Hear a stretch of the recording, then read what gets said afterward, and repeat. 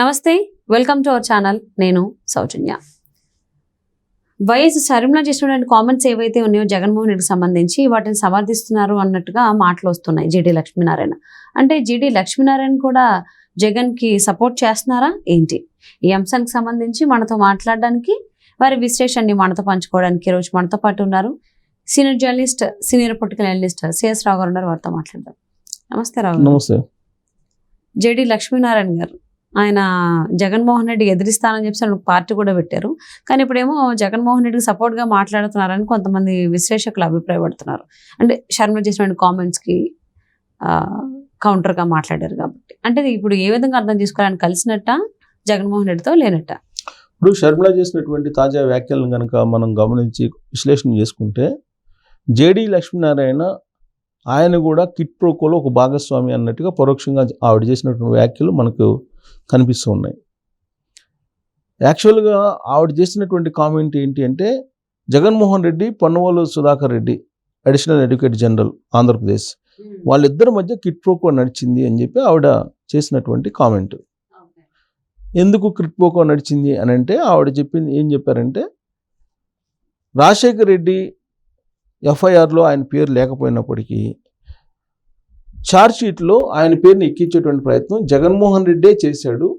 అది కూడా పొన్నవోలు సుధాకర్ రెడ్డి ద్వారా ప్రయత్నం చేసి సిబిఐ కోర్టు దగ్గర నుంచి, హైకోర్టు దగ్గర నుంచి సుప్రీంకోర్టు వరకు వెళ్ళి ఫైట్ చేసి రాజశేఖర్ రెడ్డి పేరుని ఛార్జ్షీట్లో పెట్టించారు. ఆ కేసుల నుంచి బయటపడటానికి జగన్మోహన్ రెడ్డి రాజశేఖర్ రెడ్డి పేరుని పెట్టించారు అనేది ఆమె చేసినటువంటి కామెంటు. దానికి బలం చేకూరేలా ఆమె ఏం చెప్తున్నారంటే, జగన్మోహన్ రెడ్డి ప్రమాణ స్వీకారం చేసిన వారం రోజులకే ఈయనకి అడిషనల్ అడ్వకేట్ జనరల్గా పోస్ట్ ఇచ్చారు. అదే కిట్ ప్రోకో.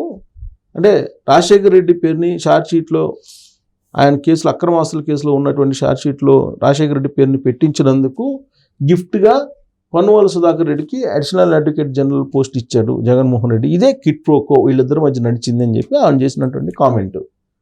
అది వాళ్ళిద్దరి మధ్య నడుస్తుంది. పొన్నవోలు సుధాకర్ రెడ్డి మళ్ళీ దానికి కౌంటర్గా ఆయన ప్రెస్ మీట్ పెట్టాడు. ప్రెస్ మీట్ పెట్టి వివరణ ఇచ్చేటువంటి ప్రయత్నం ప్రయత్నం చేసి ఆయన మరోసారి బోల్తా పడ్డారు. ఆయన చెప్పిందే ఈయన కూడా ఇంకొక యాంగిల్లో చెప్పారు. ఆయన ఏం చెప్పాడు, ఎఫ్ఐఆర్లో పేరు లేదు, బట్ ఛార్జ్షీట్లో పేరు పెట్టారు. ఎందుకు పెట్టారు ఛార్జ్షీట్లో అంటే, నేను పిటిషన్ వేసిన మాట వాస్తవే అని చెప్పి ఒప్పుకున్నాడు. పిటిషన్ వేసిన మాట వాస్తవే, సిబిఐ కోర్టులో, హైకోర్టులో, సుప్రీంకోర్టులో పిటిషన్ వేసిన మాట వాస్తవే, కానీ అప్పటికే పేరుంది అని చెప్పి ఆయన అంటాడు. ఛార్జ్షీట్లో అప్పటికే రాజశేఖర రెడ్డి పేరు ఉంది అని చెప్పి ఆయన అంటాడు ఆయన. సో అంటే ఛార్జ్షీట్లో పేరు ఎందుకు పెట్టారంటే, కాంగ్రెస్ పార్టీకి సంబంధించినటువంటి మాజీ ఎమ్మెల్యే శంకర్రావు ఇచ్చినటువంటి పిటిషన్ బేస్ చేసుకొని, అలాగే దానికి ఇంప్లీడ్ అయినటువంటి తెలుగుదేశం పార్టీ మాజీ ఎంపీ, కేంద్ర మాజీ మంత్రి ఎర్రమనాయుడు ఇచ్చినటువంటి పిటిషను, వీటన్నిటిని బేస్ చేసుకొని దాన్ని దాన్ని ఛార్జ్షీట్లో పెట్టారు అని చెప్పి ఆయన వివరణ ఇచ్చేటువంటి ప్రయత్నం చేశారు. ఆల్రెడీ పిటిషన్ వాళ్ళు వేశారు, దాని మీద నేను ఫైట్ చేశాను అని అంటాడు ఆయన. షర్మిల చెప్పింది కూడా అదే.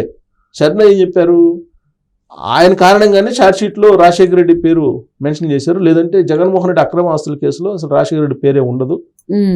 ఈ విషయం నాకు సోనియా గాంధీని కలిసినప్పుడు నాకు తెలిసింది అని చెప్పి ఆవిడ చెప్పారు. అటు పొన్నవేలుకి, జగన్మోహన్ రెడ్డికి, షర్మిలకి మధ్య నడుస్తున్నటువంటి ఈ గేమ్లో లక్ష్మీనారాయణ దూరాడు. లక్ష్మీనారాయణ ఎందుకు దూరాల్సి వచ్చింది అసలు? ఎందుకు ఆయన రెస్పాండ్ కావాల్సి వచ్చింది అసలు ఇప్పుడు అంటే, జగన్మోహన్ రెడ్డి కేసులకు సంబంధించి, అక్రమాస్తుల కేసులకు సంబంధించి విచారణ చేసింది అప్పట్లో సిబిఐ జాయింట్ డైరెక్టర్గా ఉన్నట్టు లక్ష్మీనారాయణ. అసలు లక్ష్మీనారాయణ ఇంత పెద్ద ఎత్తున తెలుగు ప్రజలందరికీ బాగా పాపులర్గా కనిపించడానికి కారణమే ఆ కేసుల విచారణ. ఆ కేసుల విచారణలో నిజాయితీగా ఈయన చేస్తున్నారు. జైలు లక్ష్మీనారాయణ, అప్పుడు సిబిఐ మాజీ డైరెక్టర్గా ఉన్న లక్ష్మీనారాయణ జగన్మోహన్ రెడ్డిని అరెస్ట్ చేశారు. అరెస్ట్ చేసినటువంటి తీరు, వీటన్నిటిని చూసిన తర్వాత లక్ష్మీనారాయణకి ఒక హీరోయిజం లాగా ఆయన కనిపించారు. ఒక సిబిఐ ఆఫీసర్గా ఒక హీరో లాగా వర్క్ చేశాడు అనేది తెలుగు ప్రజలు చూశారు ఆయన్ని. ఆ స్థాయిలో క్రేజ్ పెరిగింది. కారణం ఏంటంటే, జగన్మోహన్ రెడ్డికి అక్రమాస్తుల కేసులకు సంబంధించి విచారణ చేపట్టి ఆయన్ని జైల్లోకి పంపించడమే ఆయన హీరోయిజానికి ఒక కారణం. ఆ ఇమేజ్ రావడానికి. ఆ ఇమేజ్ వచ్చిన తర్వాత ఆయన ఏమనుకున్నారంటే, నేను రాజకీయాల్లోకి వెళ్తే ఇంకా బాగా పాపులర్ కావచ్చు, లేదంటే ఏదో సమాజ సేవ చేయొచ్చు అని చెప్పి అనుకుని ఉండొచ్చు ఆయన. ఆయన ఆల్ ఆఫ్ సడన్గా జాయింట్ డైరెక్టర్గా ఆయన రాజీనామా చేసేసి ఆయన రాజకీయాల్లోకి వచ్చేట ప్రయత్నం చేశారు. రాజకీయాల్లోకి వచ్చేట ప్రయత్నం చేసి తొలి రోజుల్లో ఆయన ఏం చేశాడు, రైతు సమస్యలు తెలుసుకోవాలి అని చెప్పేసి గ్రామాల్లోకి వెళ్ళి రైతులతోటి కలిసి ఆయన ముఖాముఖి కార్యక్రమాలు పెట్టారు. ఆ ముఖాముఖి కార్యక్రమాలను చూసిన తర్వాత అందరూ ఏమనుకున్నారంటే, అప్పటి వరకు జగన్మోహన్ రెడ్డి ఆస్తుల కేసులను విచారించారు కాబట్టి అప్పుడు అలయన్స్ ఉంది 2000 ఎలక్షన్లో, అది ఆయన రాజీనామా చేసి బయటకు వచ్చినప్పుడు. సో ఆయన బీజేపీలో ఏమైనా చేరతారేమో, బీజేపీలో చేరే అవకాశం ఉందేమో అని చెప్పి అనుకున్నారు. 2019 ఎన్నికలకు ముందు బీజేపీలో చేరతారేమో అని చెప్పి అనుకున్నారు. లేదు బీజేపీలో అవకాశం లేదని తెలియని తర్వాత తెలుగుదేశం పార్టీలో చేరే అవకాశం ఉందని చెప్పి అనుకున్నారు. తెలుగుదేశం పార్టీలో కూడా వేకెన్సీ లేదు. దాంతో అప్పుడే జనసేన అలయన్స్ విడిపోయింది. జనసేన విడిగా పోటీ చేసింది 2019 ఎన్నికల్లో. సో జనసేన తోటి వెళ్ళారు. జనసేనలో చేరి విశాఖపట్నం నుంచి ఆయన ఎంపీ అభ్యర్థిగా పోటీ చేశాడు. పోటీ చేసి ముక్కోణం పోటీ జరిగింది. ముక్కోణం పోటీలో తెలుగుదేశం పార్టీ వైజాగ్లో ఓడిపోయింది. వైఎస్ఆర్ కాంగ్రెస్ పార్టీ గెలిచింది. అందుకు ఉపయోగపడ్డాడు లక్ష్మీనారాయణ. అంటే వైఎస్ఆర్ కాంగ్రెస్ పార్టీ పరోక్షంగా అప్పుడే సహకారం అందించాడు అనేది అప్పట్లో వినిపించినట్టు మాట ఆయన మీద. ఆ తర్వాత ఆయన ఏం చేశాడు, జనసేన పార్టీకి రాజీనామా చేశాడు. పవన్ కళ్యాణ్ యొక్క వాళ్ళకు నాకు నచ్చలేదు, ఆయనకి దూరదృష్టి లేదు, ఏదో మాట్లాడి ఆయన బయటకు వచ్చేసాడు. బయటకు వచ్చిన తర్వాత ఆయన కొన్ని రోజుల పాటు కామ్గా ఉన్నాడు, రాజకీయాల్లో కామ్గా ఉన్నాడు. తర్వాత రాజకీయాల్లో ఉంటాడా ఉండడా అనే యాంగిల్లో చర్చలు జరిగినాయి. మళ్ళీ తెలుగుదేశం పార్టీలో చేరే అవకాశం ఉందని కొన్ని రోజులు, లేదు వైఎస్ఆర్ కాంగ్రెస్ పార్టీలో చేరే అవకాశం ఉందని చెప్పి కొన్ని రోజులు ఇలా చర్చలు జరిగినాయి.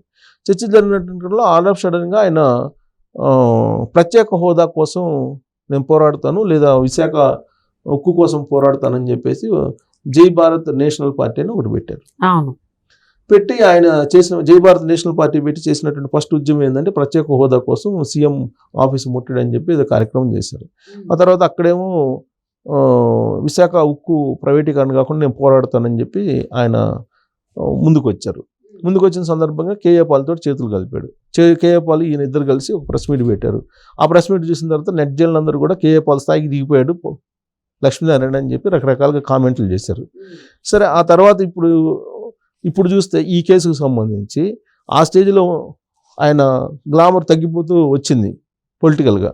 సో ఆయన ఇప్పుడు అసలు ఆయన వైఎస్ఆర్ కాంగ్రెస్ పార్టీకి మేలు చేకూర్చేలా పార్టీ పెట్టాడా? ఇప్పుడు పవన్ కళ్యాణ్ ఏమో ప్రభుత్వ వ్యతిరేక ఓటు చీలిపోకుండా ఉండడానికి మేము కూటమి కడుతున్నామని చెప్పి ఆయన చెప్తుంటే, ఈయన కొత్త పార్టీ పెట్టి ఎంతో కొంత ఓట్లు చీల్చే ప్రయత్నం చేస్తున్నాడు.